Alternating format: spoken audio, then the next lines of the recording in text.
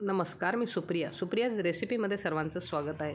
थोड्या वेगळ्या चवीचं आंबट गोड कैरीचं कायरस किंवा याला आपण मेथांबाही म्हणू शकतो। तर बनवायला अतिशय सोपी अशी ही रेसिपी आहे, तुम्ही नक्की ट्राय करा। आपल्याला तोंडी लावण्यासाठी काहीतरी ऑप्शन हवाच असतो, तर हे कायरस अगदी 5च मिनिटात बनते।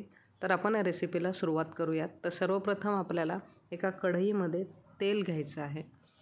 तर या तेलामध्ये 1 चमचा मेथी दाणा आपल्याला छान तळून घ्यायचा आहे। थोडं तेल गरम झाल्यानं मेथी दाणा लगेचच काढून घेतलेला आहे मी इथे। तर तुम्ही मंद आचेवर मेथी दाणा छान परतून याची अशी खलबत्त्यात छान पावडर करून घ्यायची आहे। तेलात मेथी दाणा तळल्यामुळे कडू अजिबात लागत नाही, त्याची चव खूप छान लागते। तर अशा पद्धतीने याची अशी मेथीची पावडर बनवून घ्यायची आहे आपल्याला। तर त्याच तेलामध्ये मी इथे 1 चमचा मोहरी घातलेली आहे, अर्धा चमचा जिरे ॲड केलेले आहेत, चवीनुसार हिंग वापरलेला आहे।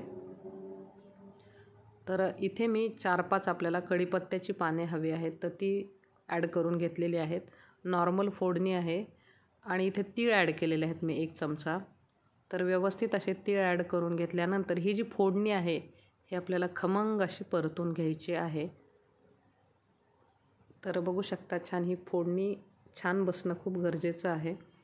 तर त्यामुळे इथे तीळ आणि कढीपत्ता व्यवस्थित परतून झालं की मी इथे कोथिंबीर ॲड केलेली आहे फोडणीमध्येच, त्याने चव खूप छान येते। आणि 1 कैरी स्वच्छ धुवून साल काढून त्याचे छान असे बारीक बारीक तुकडे करून घेतलेले आहेत। तर हे जी कैरी आहे व्यवस्थित अशी आपल्याला तेलावर परतून घ्यायची आहे। तर बघू शकता याच्यामध्ये अर्धा चमचा हळद, 1 चमचा धने पावडर, 1 चमचा जिरे पावडर, 1 चमचा लाल तिखट आणि 1 चमचाच काळा मसाला वापरलेला आहे। तर थोडं जास्त तिखट हवं असेल तर तुम्ही अजून 1 चमचा ॲड करू शकता।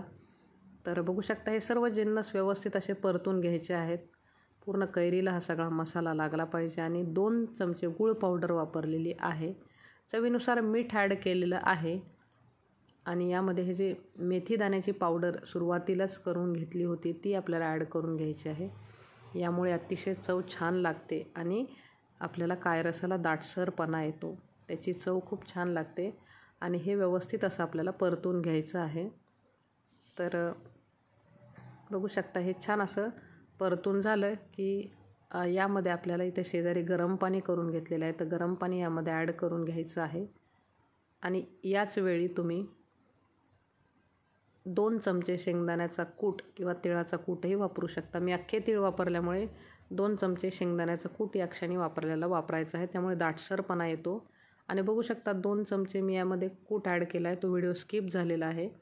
आणि कुटामुळे याला छान असा दाटसरपणा येतो आणि याला छान अशी खळखळ उकळी येऊ द्यायची आहे। आणि बघू शकता अगदी कैरी छान शिजेपर्यंतच आपल्याला फक्त ठेवायचं आहे। अगदी 5 ते 7 मिनिटात छान कैरी शिजलेली आहे आणि व्यवस्थितरित्या हे आपल्याला मिक्स करून घ्यायचं आहे। तर बघू शकता वरून कोथिंबीर ॲड करून घ्यायची आहे।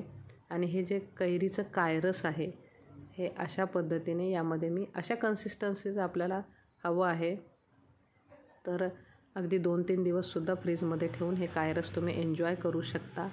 तर अशा पद्धतीने हे कायरस तुम्ही नक्की ट्राय करून बघा, तुम्हाला आवडेल याची मला खात्री आहे। तर तोंडी लावण्यासाठी हा नक्की छान असा ऑप्शन आहे। रेसिपी आवडल्यास लाईक, शेअर आणि चॅनलला सबस्क्राईब करा।